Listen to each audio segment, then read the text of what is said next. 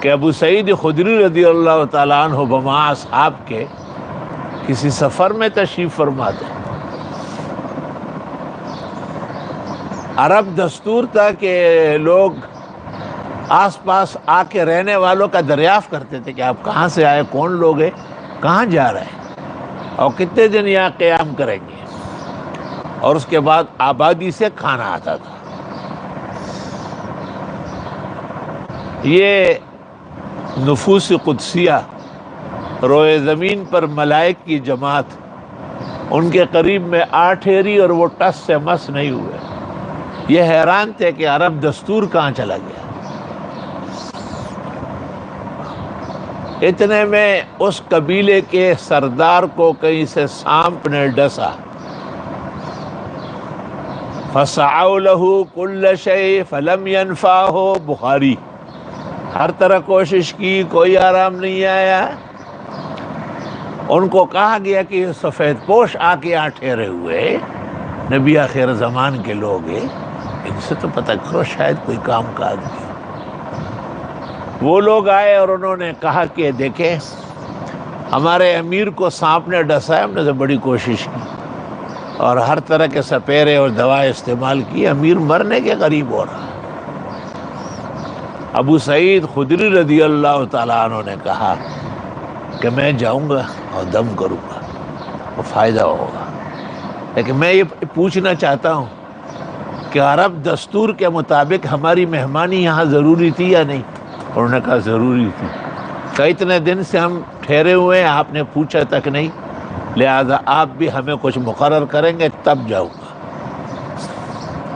چنانچہ انہوں نے فیصلہ کیا کہ ہم ایک ریوڑ بیڑ بکریوں کا دیں گے۔ اس کے بعد ابو سعید خدری رضی اللہ تعالیٰ عنہ صبح و شام بخاری میں 3 دن گئے۔ دم کرنا کوئی آسان کام نہیں ہے کہ مولوی صاحب والی پھو اور دم ہو جائے۔ دم کام ہے، ھذا فعل عظیم و عجیب۔ 3 دن 3 صبح و شام ابو سعید خدری گئے اور وہاں ان کو دم کیا۔ امیر کو بالکل آرام آیا اور امیر نے کہا جو آپ نے طے کیا ہے اس سے زیادہ دے دیں۔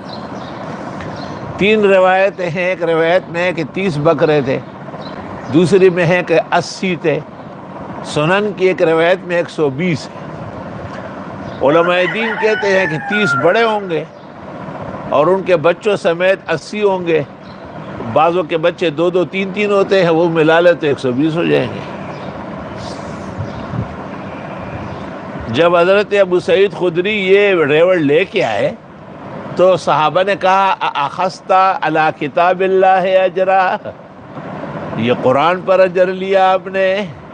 یہ اشکال تو پہلے ہو چکا ہے جو آپ خواہ ناخواندہ قسم کے لوگ کر رہے ہیں۔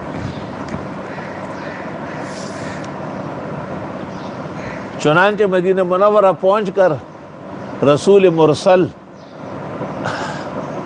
نبی مکرم صلی اللہ علیہ وسلم کی خدمت میں عرض کیا۔ آپ نے ابو سعید سے پوچھا کون سی سورت پڑھی؟ تو فرمایا گیا کہ فاتحہ، اور آپ نے کہا بے شک اس میں ہر مرض کی شفا ہے، اور پھر فرمایا کہ جو بیڑ بکری علی آپس میں بانٹو پورے لشکر میں، اور ساتھ یہ بھی کہا کہ میرا حصہ بھی مقرر کرو۔ اس روایت کو صحاح کی تمام کتابوں نے نقل کیا ہے۔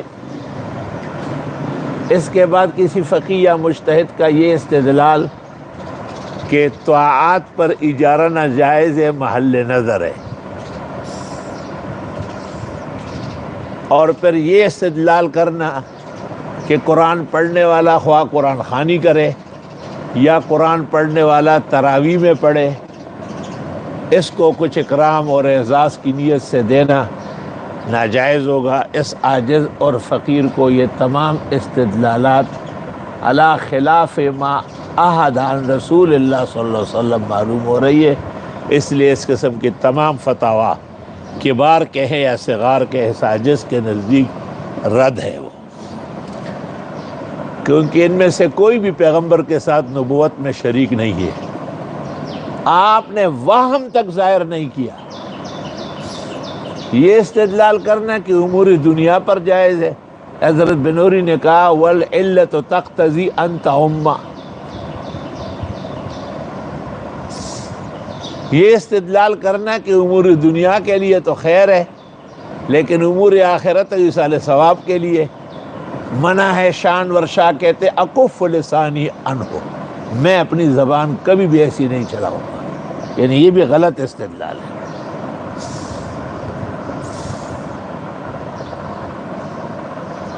ترمذی شریف میں ہے کہ جب پیغمبر نے تیس الفحل کو منع کیا کہ اونٹ اونٹنی کو چھوڑ دے یا بکرا بکری کو، اور اس کے بعد وہ کچھ انعام و اکرام کرتے، یہ تو آپ پیشاب بیچ رہے، انہوں نے کہا نحن نکرم، ہمارے یہاں اکرام کے طور پہ دیا جاتا ہے، آپ نے کہا جائز ہے۔ تو پیغمبر نے جب اس کے اصل معانی اور اصل ماحول سمجھ لیا تو فتویٰ بدل دیا، یہ فتوے نہیں بدلتے ہیں، اور ہر سال میرا اور ان کا جو ہے نا گتما گتمی ہوتی ہے، میں ان کے لیے تکڑا ہوں اللہ کے فضل سے۔ یہ کبھی ایک بزرگ کا نام کہ یہ سارے بزرگ سر آنکھوں پر، میرے بھی بزرگ ہے، میرے بھی محترم ہے اور مکرم ہے، لیکن میں پیغمبر مرسل محمد مصطفیٰ احمد مجتبیٰ صلی اللہ علیہ وسلم کی صریح حدیث ایک لفظ یہ ہے ان خیر ما اخذتم علیہ اجرا کتاب اللہ، بہترین اجرت وہ ہے جو کتاب اللہ پر ملے، اور ان احق ما اخذتم علیہ اجرا کتاب اللہ، سب سے حقدار اجر تو وہ ہے جو قرآن پڑھے اور پھر ملے، تو قرآن خوانی پر لینا دینا صرف جائز نہیں باعث ثواب ہے، تراویح کے حافظ کو کچھ لینا دینا صرف جائز نہیں، اس زمانے میں واجب کے درجے میں ہے، یقیناً اکرام ہے، اور اسی فتوی پر میں قائم ہوں اور قائم رہوں گا، اور ساڑھا پلہ بھاری۔ اللہ تعالیٰ جزائے خیر دے ندوے کے اس فقیہ کو جس نے القاموس فی الفقہ لکھا ہے، اور اس نے مانعین کے بھی ادلہ نقل کیے اور مجوزین کے بھی، اخیر میں لکھا مانعین کے ادلہ کمزور کچے پھیکے پھیکے، اور مجوزین کے ادلہ صحیح درست اور زوردار ہیں۔ علامہ آلوسی نے بھی روح المعانی کے اندر وَلَا تَشْتَرُوا بِآيَاتِي ثَمَنًا قَلِيلًا پر لکھا ہے کہ وَذَكَرُوا فِي الْمَنْعِ أَحَادِيثَ لَا تَصِحُّ، ممانعت کی حدیثیں صحیح نہیں ہیں، وَقَدْ صَحَّتِ الْأَخْبَارِ وَتَضَافَرَتْ أَقْوَالُ الْعُلَمَاءِ عَلَى جَوَازِ ذَلِكَ، صحیح احادیث اور علماء کے ہر دور کے اتفاق سے اس کا جواز معلوم ہو رہا ہے۔ کائنات اسی پر آباد ہے الحمدللہ۔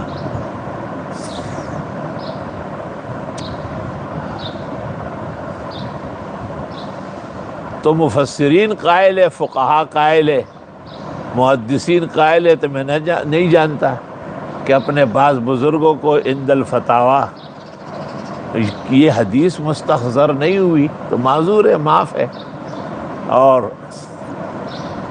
میں نے آج تک کسی معتبر فقیہ، خواہ وہ دلی کے علماء ہو یا دیوبند کے حضرات ہو، جنہوں نے اس حدیث کے جواب دیتے ہوئے ممانعت کا فتویٰ دیا ہو،